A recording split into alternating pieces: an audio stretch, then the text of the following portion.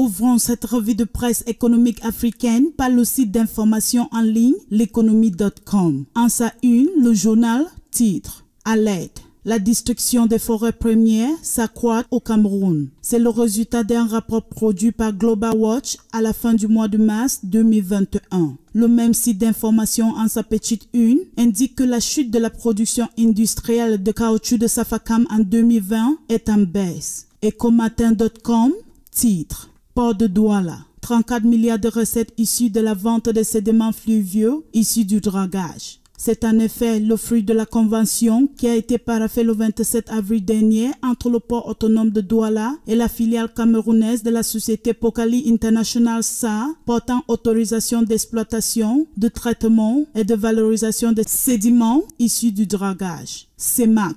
La banque fait une injection record de 1213 milliards de francs CFA dans les banques en mars 2020. C'est ce qu'indique Investi au Cameroun. Cameroun. La dette publique est passée de 10,574 milliards de francs CFA en mars 2021. Les indications alliées sur Business in Cameroon. Portées par une co-entreprise entre l'État guinéen, ADP et Afrique 50, les travaux de modernisation de l'aéroport international de la capitale guinéenne, officiellement lancés en octobre 2020, n'ont toujours pas démarré. Au regard de ces retards, Jeune Afrique s'interroge et titre Guinée. Aéroport de Guebsai, pourquoi ça tarde? Le Nouveau Gabon informe que l'entreprise de paiement numérique KiwiPay noue un partenariat avec Guimac pour pénétrer la CEMAC. Financial Afrique en sa une, titre Dividende. 6 milliards 300 millions de francs CFA aux actionnaires de Bank of Africa Côte d'Ivoire. Les actionnaires de la Bank of Africa Côte d'Ivoire, membres du groupe bancaire marocain BMC Bank of Africa, percevront le 12 mai 2021 au titre de l'exercice 2020 un dividende net global de 6 milliards 300 millions de francs CFA,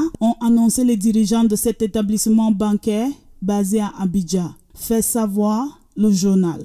Le Nigeria conteste le rapport de la Banque mondiale sur le secteur électrique. Le gouvernement fédéral du Nigeria a en effet rejeté un rapport de la Banque mondiale sur l'état actuel du secteur de l'électricité dans le pays. Les détails à lire sur l'agence d'information Ecofin. Cinenews.com titre Carburant. La galère de conducteurs va bientôt redémarrer. Ces derniers préparent une grève pour revendiquer des augmentations de salaire et contrats de travail. Les dossiers complets de ces grognes à lire sur cinenews.com. Concluons cette revue de presse économique africaine avec l'économiste.com. Le journal titre Tunisie. La GK accorde un don de près de 31 milliards de dollars. L'Agence japonaise de coopération internationale et le ministre de l'Agriculture ont signé un accord de don. Les détails de l'opérationnalisation de ce financement à lire sur le site d'information en ligne. Pour avoir plus d'informations sur l'actualité économique africaine, abonnez-vous sur nos différentes pages